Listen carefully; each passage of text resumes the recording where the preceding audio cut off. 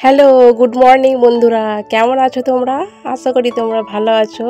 আর মমিনি রুমা চ্যানেলে তোমাদেরকে স্বাগত। তো বন্ধুরা, রোজ দিনের মতো আমি আজও তোমাদের সামনে একটা ব্লগ ভিডিও নিয়ে হাজির হলাম। তার সঙ্গে আছে কিছু রান্নার ভিডিও। সকাল সকাল এতই বৃষ্টি হচ্ছে যে মেয়েকে স্কুল দিতে গিয়ে আমি তো প্রায় ভিজেই গেলাম। তো ভিজে ভিজে কাজ করলাম, বাড়ির সমস্ত কাজ সব কিছু ভিজে ভিজে করলাম। আর কাজের শেষে আমি স্নানও করে নিলাম। আর বন্ধুরা দেখো, এখানে আমি তোমাদেরকে কি দেখাতে এসেছি। দেখাতে আসিনি, আমি দেখতে এসেছি গাছের মধ্যে ঝিঙে হয়েছে কিনা। এই দেখো, এখানে আমি ঝিঙে গাছ লাগিয়েছি। ঝিঙে গাছ আছে, তারপর এখানে ওই যে পেঁপে গাছ আছে, তারপর বিভিন্ন বিভিন্ন কিছু কিছু চারা লাগিয়েছে, সেগুলো এখন বড় হয়নি।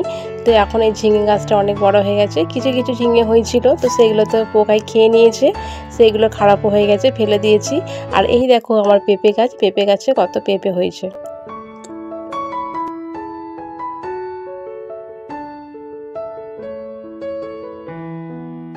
গাছ লাগাতে খুব ভালো লাগে। গাছ বড় হয়ে যখন গাছে কোনো ফসল হয় সেটা দেখতে খুব ভালো লাগে, বিশেষ করে নিজে হাতে লাগানো গাছ, তাই না বন্ধুরা? ঠিক বললাম তো?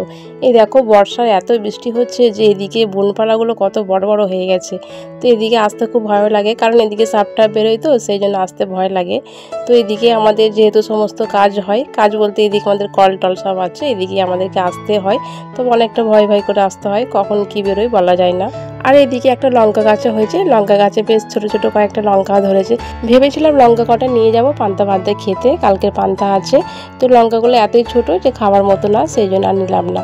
আর এর পাশে আর একটা ছোট লঙ্কা চারা লাগিয়েছিলাম, জানি না কে নিয়ে চলে গেছে, দেখতে পাইনি। তো যাই হোক, ছেলেরা হয়তো তুলে নিয়ে চলে গেছে, বাচ্চারা। তো দেখো বন্ধুরা, এখানে আর একটা পেঁপে চারা লাগিয়েছি। তো গাছটা অনেকটাই বড় হয়ে গেছে, পেঁপে হয়নি তবু অনেকটা বড় হয়ে গেছে। সেই ছোটো মতো লাগিয়েছিলাম, কত বড় হয়ে গেছে। তো বন্ধুরা যাই হোক, আমি এবার বাড়ির দিকে যাচ্ছি। এত বৃষ্টি হয়েছে না। আর বন্ধুরা, যখন আমি সকালে আমার মেয়েকে স্কুলে দিতে গিয়েছিলাম, আমি স্কুল থেকে ফেরার পথে দেখছি যে রাস্তার মধ্যে একটা কই মাছ চড়ছে। তো আমি ভয়ে ধরতে পারিনি, তো আমার সাথে আর একজন ছিল, সেই মাছটা ধরে নিল। এক এক সময় দেখেছি আমাদের এইদিখান থেকেও মাছ যায়, কই মাছ, গড়ি মাছ। ওদিকে যে বললাম, যেদিকে আমার ঝিঙে গাছ আছে ওদিকে একটা খানা আছে, ওই খানা থেকে কিছু কিছু মাছ দেখি উঠে আসে, যখন তখন দেখি ধরতে কাউকে। আর বন্ধুরা, আমি এখন ছাদে যাব, ছাদের কি অবস্থা হয়ে আছে দেখি। ছাদের কাছে অনেক বাঁশ গাছ আছে, সেই বাঁশ গাছের পাতা পড়ে ছাদটার কি অবস্থা হয়ে আছে দেখি। এখনও তো দেখিনি, কালকে তো দেখলাম যে অনেকগুলো পাতা পড়েছে। তো কি অবস্থা এখন দেখা যাক।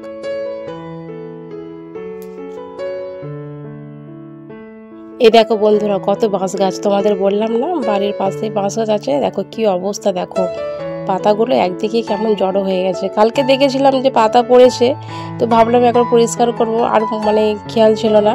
তো এখন মনে পড়ে গেল এদিকটা আসতে। প্রায় বাঁশ গাছের পাতা পড়ে, আমি মাঝে মাঝে ঝাঁটিয়ে ফেলে দিই, কিন্তু এই দুদিন আমি দেখেছি যে বাঁশ গাছের পাতা পড়েছে, কিন্তু দুদিন আর ঝাঁট দেওয়া হয় না। সেই জন্য বৃষ্টির পানিতে ওই বাঁশ গাছের পাতাগুলো সব ভিজে গিয়ে, আর ওই যে আমার পরলালা আছে তার মুখের কাছে গিয়ে জমে গেছে। কিন্তু ওইগুলোটা পরিষ্কার করলে ছাদের পানিটা নামবে না, আর ছাদটা শুকনো হবে না, ড্যাম হওয়ার ভয় থাকবে। তো বন্ধুরা দেখো, চারিদিকটাই পরিষ্কার, কিন্তু শুধু ওই ওখানটা একটু পাতা পড়ে একটু নোংরা হয়ে আছে। তো আজকে আর ওটা পরিষ্কার করবো না, যেহেতু আমি আজকে গোসল করে নিয়েছি। তো কালকে দেখা যাবে, গোসলের আগে হয়তো আমি ওখানটা পরিষ্কার করে দিতে পারি। বন্ধুরা, আমাদের বাড়ির পরিবেশ বা আমাদের আশপাশের পরিবেশ দেখো কত সুন্দর, তাই না? আমাদের দেশে একটা কি জানো বন্ধুরা, আমাদের দেশে আসলে কিছু দেখতে পাও না পাও, তবে সবার বাড়ির পেছনে কিন্তু একটা করে বাঁশ গাছ দেখতে পাবে। আর এটা আমাদের সেই বাড়ির পেছন দিক, যেদিকে আমি ভিডিওর প্রথমেই দেখালাম, আমি লঙ্কা গাছ দেখালাম, ঝিঙে গাছ দেখালাম, পেঁপে গাছ। তো সেই দিকটা এটা, এদিকটা তোমাদেরকে ছাদ দিয়ে দেখাচ্ছি বলে হয়তো বুঝতে পারছো না। এটা বাড়ির সেই পেছন দিকটা, এই সেই গাছপালা, কত গাছপালা দেখো এদিকটা। আকাশটাও কত মেঘ করে আছে, এত মেঘ করে আছে মনে হয় যেন এক্ষুনি বৃষ্টি নামবে। তবে সকাল থেকে অনেকটা বৃষ্টি হয়ে গেছে, তবে আকাশের দুর্যোগ অনেকটাই খারাপ আছে। আর দেখো বন্ধুরা, কতগুলো পায়রা উড়ে গেল, দেখতে খুব সুন্দর লাগে। চলো বন্ধুরা, এবার নিচে যাওয়া যাক, দেখি এবার রান্না বান্নার ব্যবস্থা করতে হবে। কি রান্না করবো এখন ওটাই ভাবছি, কারণ বৃষ্টির জন্য তো কোনো মাছের সবজি পর্যন্ত এখন নিয়ে এলো না, আর বাজার যাওয়ার তো আমার কোনো লোকও নেই। তো বন্ধুরা দেখো, এইগুলো হচ্ছে আমাদের উপরের ঘর, আমাদের দোতলা বাড়ি। আমি এখন আছি দোতলাতে, আর আমাদের দোতলার ছাদটা হচ্ছে মাটি, ঠিক আছে বন্ধুরা? এটা মাটি আমাদের, বারান্দাটা মাটি, আর ঘরগুলো তো ছাদ ঢালাই আছে। আর আমি এখন নিচে নেমে যাচ্ছি। আমাদের সিঁড়িটা প্রচুর অন্ধকার। বন্ধুরা তোমরা হয়তো ভাবছো যে কোন গোলক ধাঁধায় ঢুকে যাচ্ছি, কিন্তু গোলক ধাঁধাই বটে। আমি এখন সিঁড়িতে নামছি। সিঁড়িটা অন্ধকার এই কারণে, বৃষ্টি হচ্ছে তো, বৃষ্টির কারণে সব বারান্দায় সব ঝাপটা ফেলা আছে, তার কারণে অন্ধকার হয়ে আছে। তো যাই হোক, আমি এখন নিচে নেমে এলাম। এটা আমাদের নিচের বাড়ি, আমি এই বাড়িটায় থাকি। তোমরা শুধু দেখতে থাকো, একে একে তোমাদেরকে সব দেখাচ্ছি। আমি কোথায় থাকি বা কোথায় রান্না করি সব দেখাবো তোমাদেরকে। এই যে বন্ধুরা আমার সেই ছোট্ট রান্নাঘর। রান্নাঘরের হাল খুব খারাপ গো, আমি অনেক কষ্টে রান্না করি। দেখো রান্নাঘরটা হয়েছে, তবে এখন কোনো প্লাস্টার হয়নি। তবে কাজ অনেকটাই বাকি আছে, আশা করি 1 বছরের ভিতরে কাজগুলো কমপ্লিট করে নেবো। কারণ হাজব্যান্ড বাড়িতে নেই, হাজব্যান্ড আছে বিদেশে আছে, সে আসলে কাজটা কমপ্লিট করব, রান্নাঘরের কাজ। আর এখন তো আমি অনেক কষ্টে রান্না করি, কারণ আমার তো রান্নাঘরের ওইটা টালির চাল, তো অনেকগুলো টালি ভেঙে গেছে। এই বৃষ্টি হলেই এইখান দিয়ে যে ভাঙা টালি দিয়ে সব বৃষ্টি নামে। তো আগে এরকম ছিল না গো, ওই চাল দিয়ে না যত হনুমানগুলো সব যাবে আর আমার টালি ভেঙে দিয়ে চলে যাবে। আমার বাড়িতে কেউ নেই, আমার টালি ভেঙে গেলে আমার টালি পাল্টানোর মতো আমার বাড়িতে কেউ নেই। এবং আমি তো মেয়ে মানুষ, ওটা কি আমার কাজ, আমি কি করতে পারি? তো যাই হোক, ওই অবস্থায় রান্না করতে হয় আমাকে, সেই জন্য ভয় লাগছে। না খালি এখন বৃষ্টি এসে যায়, বৃষ্টি এসে গেলেই ওটা দিয়ে পানি পড়বে, পানি পড়লে আমি রান্না করতে পারবো না। আর বন্ধুরা এই যে রান্নাঘরে যে আমার বললো এই যে ড্রামটা দেখতে পাচ্ছ, ওটা আমি পানি ভরে রাখি। আমার টাইমের পানি তো 2 টাইম দেয়। আমি পানিটা এমার্জেন্সির জন্য ভরে রাখি। যখন দেখলাম যে হয়তো কোনো কারণে ঝড় বৃষ্টি হলো, ঝড় বৃষ্টির জন্য হয়তো কারেন্ট ছিল না, তখন আমার তো পানি দরকার পড়ে, তখন আমার ড্রামের পানিতে আমি কাজ করি। ওটা এমার্জেন্সির জন্য আমি ভরে রাখি। এবং কখনো দেখবো আমি হয়তো এখন গোসল করব, টাইমের পানি এলো না, তখন আমি ড্রামের পানি নিয়ে আমাকে গোসল করতে হয়।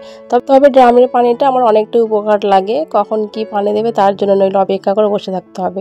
আর বন্ধুরা দেখো, আমার রান্নাঘরের মধ্যেই কিন্তু আমার বাথরুম আছে এক সাইডে, এটা হচ্ছে আমার বাথরুমের গেট।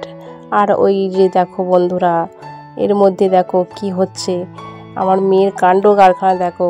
আমি সকালবেলা যখন ওকে স্কুলে দিতে গেছিলাম, আমি ছাতা নিয়ে গিয়েছিলাম, তো 2টো ছাতা এখানে রাখা আছে শুকনো করতে দেওয়ার জন্য। তো ও ছাতার মধ্যে আমার একটা ওড়না দিয়ে কুড়ে ঘর করে বসে বসে খেলা করছে, বসে বসে পড়ছে। দেখো বন্ধুরা, আমরাও কিন্তু ছোটোবেলায় এরকম করেছি, তাই না? ওদের ছোটোবেলার খেলা দেখে আমাদের ছোটোবেলার কথা মনে পড়ে যায়। দেখো বন্ধুরা ও কি করছে, কুড়ে ঘর করে।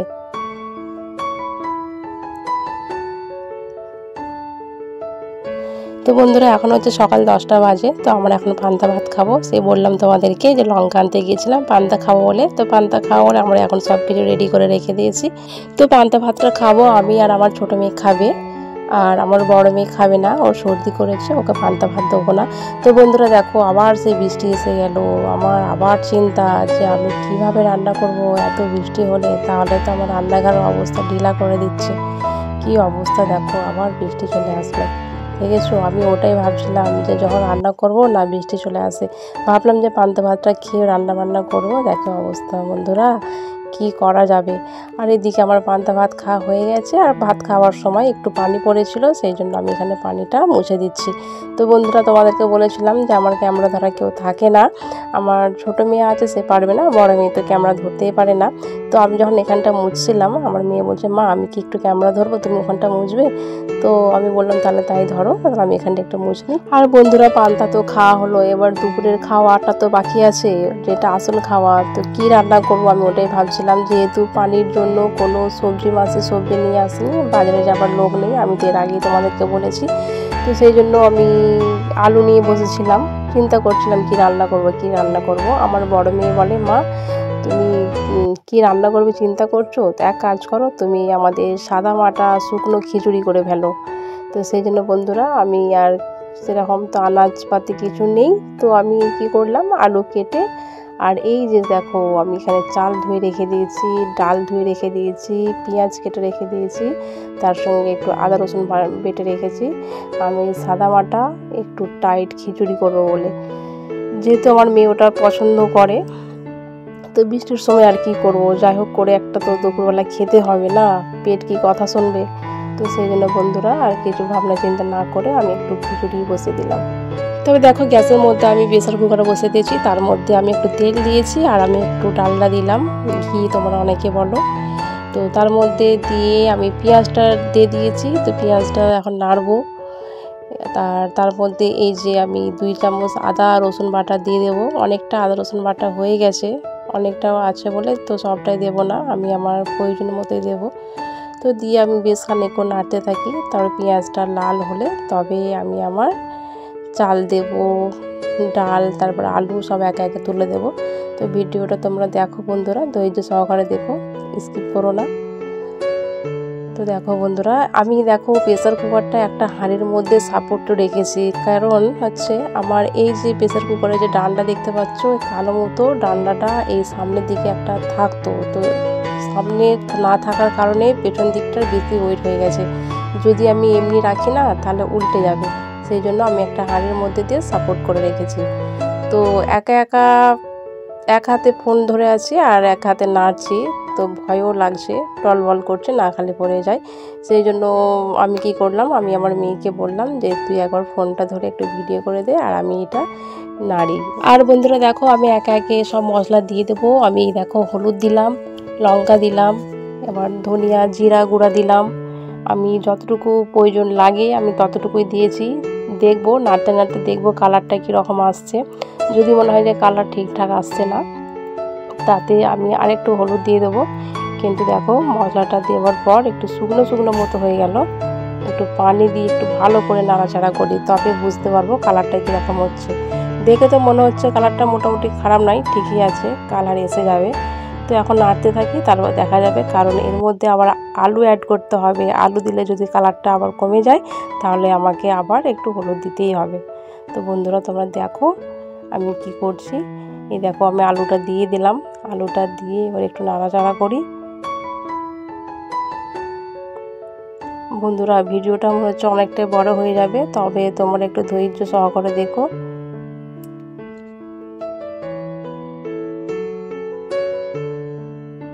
আমি সব কিছু প্রায় দিয়েই দিয়েছি, বাকি রইল তেজপাতা, এলাচ আর আমি একটু মশলা দেব, তো সেইটা এখন বাকি রেখেছি। আর আমি এখন নুনটাও দিয়ে দিলাম। ভাবলাম যে নুনটা আমি পরেই দেবো, আবার বলি প্রেসার কুকারে করছি, যদি না মনে থাকে তাহলে কিন্তু আলুর মধ্যে চালের মধ্যে কোনো নুন ঢুকবে না, সেই জন্য নুনটা দিয়েই দিলাম শেষমেশ। তো সব কিছু দিয়ে একসঙ্গে নাড়ি। আর বন্ধুরা দেখো মাঝে মাঝে কিন্তু এর তলাটা ধরে নিচ্ছে, সেই জন্য আমি একটু করে পানি অ্যাড করে করে আমি নাড়ছিলাম। তো অনেকক্ষণ ধরে আমি নেড়ে অনেকক্ষণ ধরে কষিয়ে দিয়ে আমি আমার নিয়ম মতো পানি ঢেলে দিয়েছি। তো বন্ধুরা কালারটা কেমন হয়েছে তোমরা দেখে কমেন্ট করে বলবে। এদিকে গ্যাসের এটাও খুব স্লো করে রেখেছিলাম, আমি গ্যাসটা খুব জোরেই দিয়ে দিলাম, কারণ আমি সব কিছু রেডি করে দিয়েছি। আর বন্ধুরা কি জানো, আমার একটা অভ্যাস আছে, আমার রান্না করতে করতে না গ্যাস মোছা একটা অভ্যাস আছে। আমার রান্না কমপ্লিটই হলো না আমার গ্যাস মোছা শুরু হয়ে গেলে।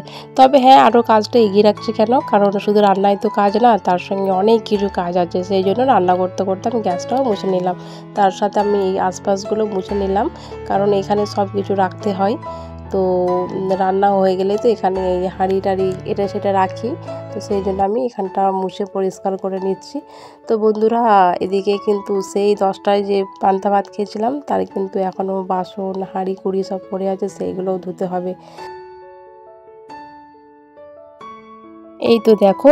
আর বন্ধুরা আমি কিন্তু আমার এখানটা এই যে গোসলখানা, এখানেই আমার গোসল কাচাকাচি, তারপর থালা বাসন ধোয়া সব আমার এখানে যাবতীয় হয়। আর এর একটু ভিতর দিকে আমার হচ্ছে বাথরুম।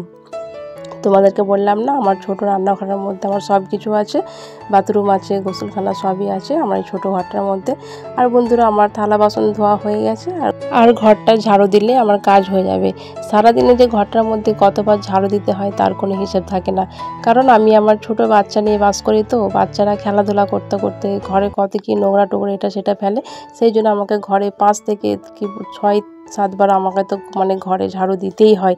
তো এর আগে 3 বার দেওয়া হয়ে গেছে, এটা নিয়ে 4 বার, কারণ এখন হচ্ছে দুপুর 1টা বাজে, তো জানি না অলরেডি 4 বার হয়ে গেছে, এখনও সন্ধ্যে পর্যন্ত কতবার পড়বে সেও আমার জানা নেই। আমি ঘর দোর সমস্ত সব কিছু ঝাড়ু দিয়ে পরিষ্কার করে দিলাম। আর বন্ধুরা দেখো এখনও কিছু একটা মনে হচ্ছে কাজ বাকি আছে। কি কাজ চলো তোমাদেরকে দেখাই কি কাজ বাকি আছে। যে কাজটা আমার সব সময় ঝাড়ু দেওয়ার সাথে সাথে ওই কাজটা আমাকে সারাদিনে 5 থেকে 6 বার করতে হয়।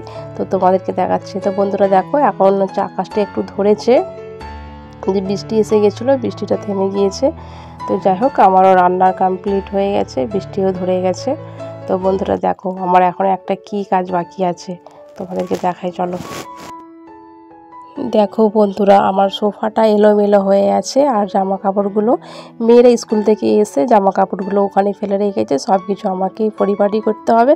তো দেখো আমি শেষমেশ আমি আমার সোফাটাকেও পরিষ্কার পরিচ্ছন্ন করে, তো ওদের জামা কাপড় সরিয়ে ব্যাগপত্র সরিয়ে দিয়ে আমি আমার সোফাটা গুছিয়ে নিয়েছি।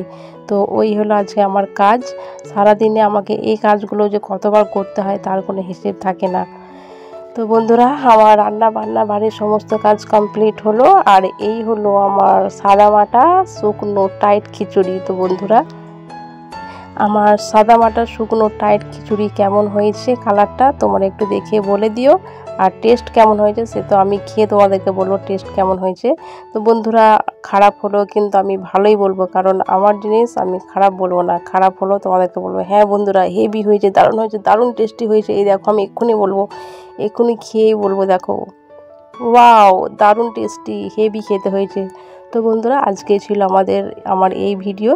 আমার ভিডিও যদি ভালো লাগে তাহলে আমার চ্যানেলটি সাবস্ক্রাইব করে আমার পাশে থাকবে, আর আমাকে একটু বেশি বেশি করে সাপোর্ট করো বন্ধুরা।